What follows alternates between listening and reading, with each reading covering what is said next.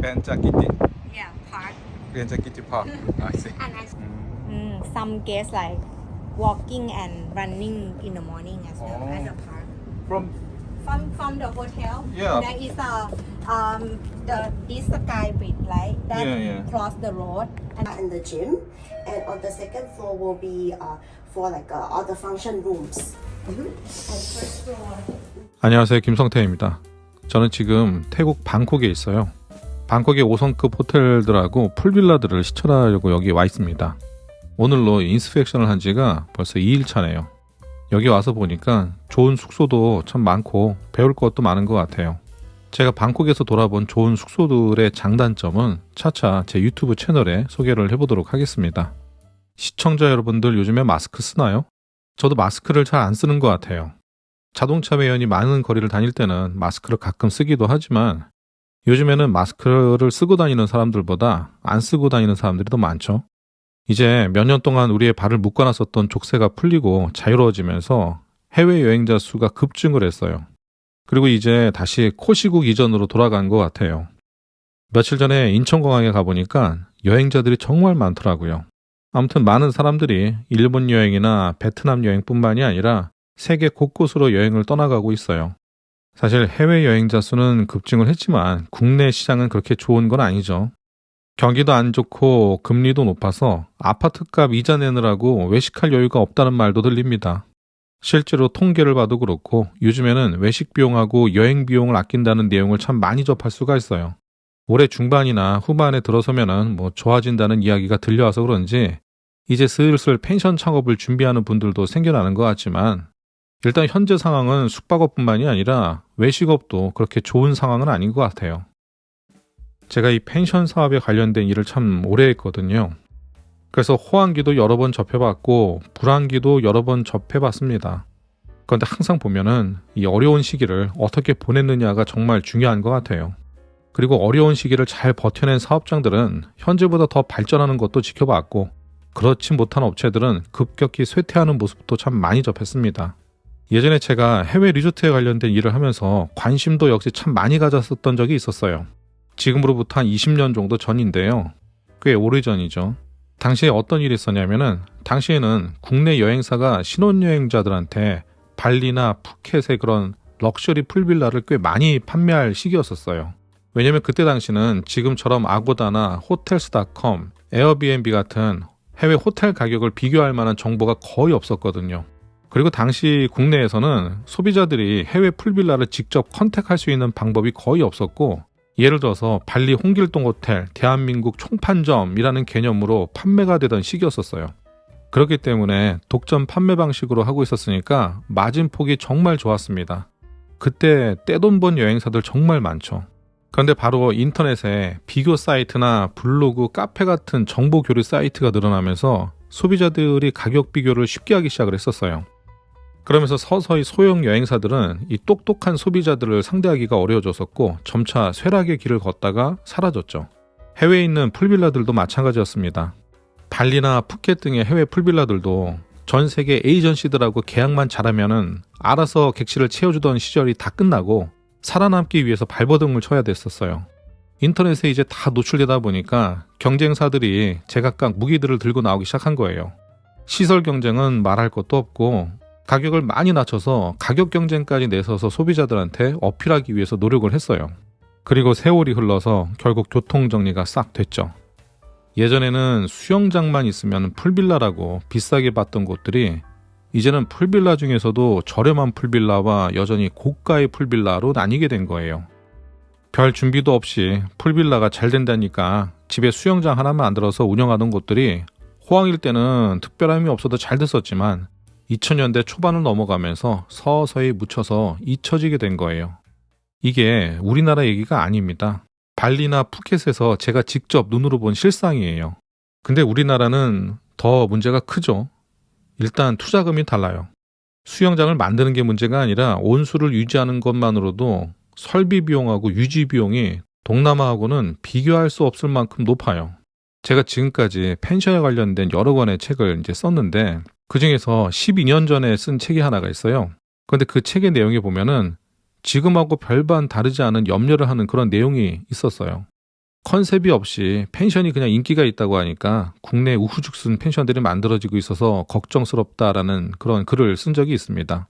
일본 나가노 올림픽 때 일본도 올림픽을 기점으로 그 지역 내에 엄청나게 많은 펜션이 만들어졌다가 지금은 문을 닫고 운영하지 않는 펜션들이 넘쳐난다고 했었던 내용도 포함이 되어 있습니다. 그리고 시간이 흘러서 이제 풀빌라에 대해서 책에 글로 남긴 적도 있었는데요. 이 풀빌라도 신중하게 창업을 해야 된다는 이야기를 2022년 또다시 염려스러운 마음에 글로 남겼던 적이 있습니다. 펜션 사업을 위한 최고의 조언이라는 책이었는데요. 당시에는 풀빌라로 만들면 다들 돈을 번다는 이야기를 하던 그런 호황일 때였었어요. 책의 출판이 2022년이고 제가 그 글을 썼을 때는 2021년이었으니까요. 사실 그때도 저는 과거에 해외나 국내에서 이 몇 차례 경험을 했었기 때문에 역시나 그 염려스러운 마음을 글로 좀 남겼었습니다. 물론 모든 국내의 풀빌라가 어려운 건 아니에요. 여전히 잘 되는 곳은 잘 되고 있습니다. 확실한 컨셉을 갖고 그 컨셉을 뒷받침하는 마케팅 능력을 갖고 있는 펜션들은 이 불황에서도 여전히 방이 없어서 못 팔고 있어요. 그래서 기왕 펜션을 하려면 제대로 해야 되지 않을까 해서 이 영상을 만들게 됐습니다. 그럼 어떻게 해야 잘 해낼 수 있을지 좀 더 이야기를 해보도록 할게요.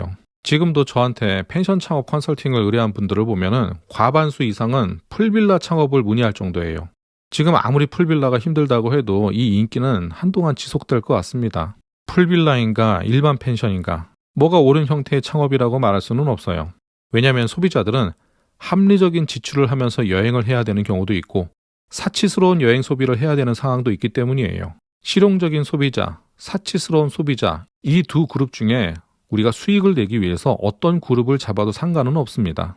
그런데 이 두 그룹을 잡기 위해서 먼저 그들이 어떤 소비를 하고 어떤 것을 원하는지를 먼저 알고 그 다음에 비싼 돈을 들여서 건축을 하고 또는 펜션을 매수를 해야 되겠죠. 그냥 풀빌라를 만들 게 아니라 창업할 지역으로 여행을 오는 그룹의 특성 그리고 앞으로 창업자가 만들어낼 상품 즉 해당 숙소를 선호할 소비자를 먼저 알아야 합니다. 일단 오늘은 풀빌라에 대한 이야기만 해보도록 할게요. 인기 없는 풀빌라를 먼저 이야기해 볼까요? 인기가 없는 풀빌라들을 보면 대부분 집처럼 생겼어요. 물론 일반 가정집보다는 좀 더 화려한 자재를 사용해서 만들려고 노력을 하지만 결국 아파트처럼 생긴 공간에 수영장 하나 달아놓고 풀빌라라고 소개를 하는 겁니다. 제가 보기엔 평범하고 애매한 풀빌라들이 요즘 같은 시기에 많은 고생을 하는 것처럼 보여요. 제가 시청자분들이 한 번에 이해할 수 있도록 간단하게 설명을 해보도록 할게요. 특별한 날은 특별한 공간에서 즐기고 싶죠. 만약에 파티를 즐긴다면 파티 장소를 대여하거나 클럽에 가서 즐길 수도 있을 거예요. 아니면 고급 레스토랑이나 멋진 펍을 통째로 렌트해서 사용할 수도 있을 거예요. 매일매일 생활하는 익숙한 집에서 파티를 즐기기를 원하는 사람들은 아마 많지 않을 겁니다. 다양한 소비자들 중에서 풀빌라를 선택한 사람들은 특별한 걸 기대하고 있기 때문에 큰 돈을 지출한 거예요. 돈이 그냥 많아서 편하게 쉬거나 잠을 자려고 1박에 50만 원, 100만 원을 쓰는 사람들은 그렇게 많지가 않습니다. 그런 소비자는 정말 극소수일 거예요. 수십만 원을 지불하고 와서 편안한 침대에 누워서 휴식을 취하는 사람은 거의 없어요. 그렇기 때문에 풀빌라처럼 고가의 숙소는 파티를 즐기기 좋은 형태로 만드는 게 목욕을 하기에 더 유리합니다. 거실을 예를 들자면은 이를테면은 텔레비전을 잘 보기 위해서 TV 앞에 벽면을 가득 채운 큰 소파를 둬서도 안 되고 주방도 집처럼 만들어서는 안 돼요. 객실 공간도 작은데 주방에 상부장에 커다란 싱크대, 주방 용품을 위한 많은 수납 공간까지 만들어져서는 안 되죠. 이 고급 숙소에 대한 구성에 대해서 이야기를 하자면 정말 한두 시간도 모자랄 거예요. 그래서 이 영상에서는 그 개념에 대해서만 짧게 이야기를 먼저 해보도록 하고 나중에 차차 하나씩 이야기를 해보도록 하겠습니다. 멋스러운 풀빌라를 만들려면 일반적으로 우리가 자주 접한 주택의 구조와 디자인으로 만들어져서는 안 돼요. 물론 운영하는 데는 큰 문제는 없지만 일반적으로 실용적이고 합리적인 디자인의 주택을 럭셔리하고 이색적인 이미지로 보이도록 연출하는 데는 한계가 있기 때문이에요. 그렇기 때문에 처음부터 일반적인 집 구조인 현관, 거실, 침실, 부엌, 화장실에서 벗어나서 희소성이 있는 숙소로 연출해야 주목받게 됩니다. 가장 쉬운 방법은 해외 휴양지의 고급 호텔이나 고급 풀빌라를 벤치마킹하는 것이 가장 좋은 방식이 될 거예요. 국내에서 커플용 풀빌라가 오픈했다고 해서 가보면은 그저 고급스럽게 만들어진 집에 작은 수영장을 만들어 놓는 형태가 가장 많아요. 아파트 모델하우스처럼 깔끔하고 예쁘게 보이기도 하지만 역시 독특하다는 느낌을 받을 수가 없습니다. 비싼 객실은, 그러니까 풀빌라처럼 비싼 객실은 거실하고 방을 어떻게 배치할까, 어디를 크게 할까, 적게 할까 등의 이런 고민은 큰 의미가 없어요. 비싼 숙소는 평소에 경험해보지 못했었던 공간이 있어야 돼요. 일상적인 이미지, 그러니까 소비자의 눈에 많이 익은 이미지로는 소비자의 마음을 흔들기가 어렵기 때문이에요. 즉, 편리하고 실용적인 구조의 숙소가 아니라 커플이나 그룹을 위한 이벤트 공간, 그러니까 파티 공간을 어떻게 만들고 연출하느냐가 더욱 중요한 포인트가 됩니다. 사랑하는 사람하고 아름답고 럭셔리한 숙소에 들어갔을 때 어떤 이미지를 상상하게 되나요? 사람마다 상상하는 게 다르겠지만 저는 이런 상상을 하게 돼요. 고급스러운 자재하고 소품으로 채워진 멋진 공간하고 은은하게 퍼지는 어두운 조명 아래서 이 연인하고 와인을 한잔 하면서 대화하는 그런 이미지를 떠올려요. 고급스러운 아파트 모델하우스와 같은 공간이 아니라 쉽게 말해서 고급 레스토랑 같은 이미지가 먼저 떠오르죠. 그럼 우린 어떤 이미지를 먼저 만드는 게 우선돼야 할까요? 기념일 여행으로 비싼 숙소에 큰 돈을 지불하고 도착을 해서 그저 거실에서 TV를 보고 편리한 부엌에서 요리를 하고 방에 들어가서 잠을 자는 등의 일상적인 이미지를 떠올리지는 않을 거예요. 그렇죠? 국내에 풀빌라가 없던 시절에는 풀빌라 자체가 매우 눈에 띄는 신선한 컨셉이 될 수가 있었어요.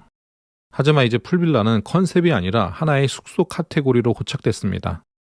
한옥 펜션, 흙집 펜션, 통나무 펜션, 모던 펜션처럼 풀빌라 펜션은 숙소의 카테고리로 인식이 되고 있어요. 즉, 큰 돈을 들여서 풀빌라로 만들면 장사가 잘 될 수 있다라고 기대를 한다는 건 너무나도 순진한 생각이라는 거예요.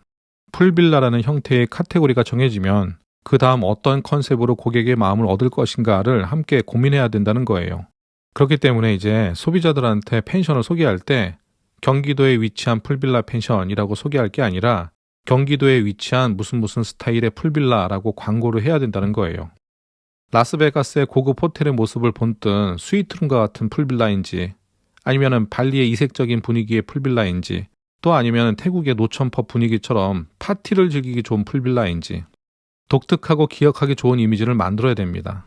과일을 판매한다고 가정해보면 이해하기가 쉬울 거예요. 시장에서 모든 상인이 귤을 판매를 할 때 경쟁에서 이기겠다고 남들보다 더 크고 좋은 귤을 판매할 게 아니라 그냥 나 혼자만 새빨갛게 익은 사과를 판매하는 게 더 쉬운 판매 방식이에요. 희소 가치를 생각해야 됩니다. 비슷비슷해 보이는 제품은 희소성이 떨어져요.